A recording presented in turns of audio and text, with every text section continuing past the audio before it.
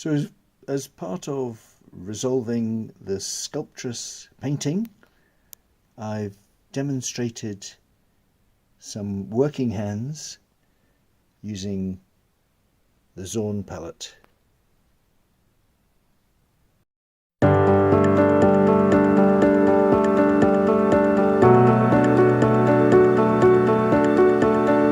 Yellow ochre, cadmium red and ivory black. I'm mixing four tones for skin, converting really a tone into colour. Unfortunately, you can't really see the lighter tone on that first section. I'm now adding some oil to these four stages which are on your handouts.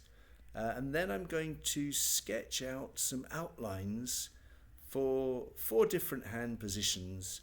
And with each of them, I will start with the wrist, find the knuckle, and then draw a kind of outline to the shape of the fingers fill. And then if I want to define the fingers as I have done here, I will go from the knuckle to the edge of that finger shape. Now I'm taking the shadow tone, not the darkest. I drew out with the darkest, and the shadow tone blocking in some shadows, and then the lightest tone for the lighter areas, what you might see if you look with your eyes half closed.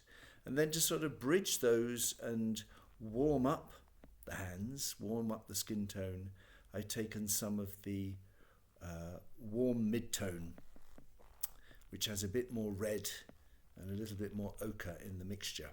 Here's a second one. You'll see that I started with the wrist. I've put a line across the wrist, and then I've kind of identified the knuckle as where the hand is at its widest.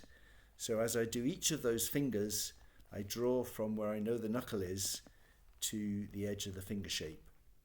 And I've also emphasized the base of those fingers. I went back with the darkest tone just to sort of outline the underneath of the fingers. And now comes the shadow tone, starting to model these fingers as effectively as cylinders. And there's the lighter tone, and I'll finish with adding some warmth.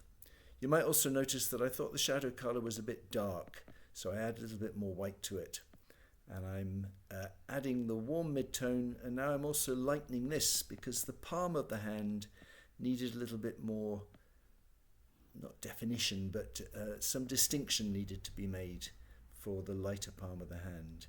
So there's the wrist, there's the finger shape going from the knuckle, and each of the fingers then outlined in their different positions. It often helps to make a finger straight. I haven't mentioned thumbs yet, but that was a thumb that I added there as well. Doing the thumb last, so wrist, knuckle, finger shape, and then dealing with the thumb. I've blocked in the lighter colour, and in the case of each of these, a last sort of emphasis on the negative shape. I'll do something, well, first point to make is where these hands are holding an object, the chisel or the mallet.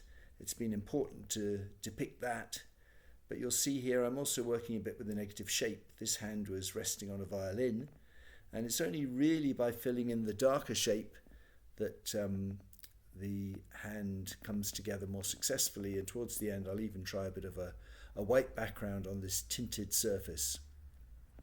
But it's always the same process, identifying the wrist, the knuckle, finger shape, and then lastly thumb, and adding light and dark tones, rebalancing with some of the warmer mid-tone.